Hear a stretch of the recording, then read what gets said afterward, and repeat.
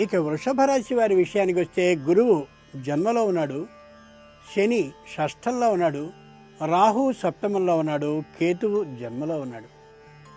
కుజ శుక్ర శనులు శుభులైతే గురు రాహు కేతువులు అర్ధశుభులుగా ఉన్నారు. ఈ కారణంగా కృత్తికా నక్షత్ర జాతకులకి చాలా సంతోషంగా ఉంటుంది. మానసిక ఆందోళన ఏమాత్రము లేకుండా తొలగిపోతుంది.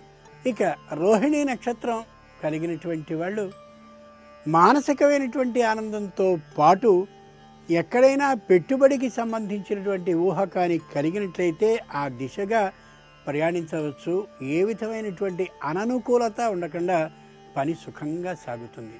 మృగశిర నక్షత్ర జాతకులకి సంతానం నుంచి చక్కరైనటువంటి శుభవార్త వినే అవకాశం బాగా కనిపిస్తోంది. ఆ శుభవార్తతో వారం అంతా సంతోషకరంగా గడపగలుగుతారు.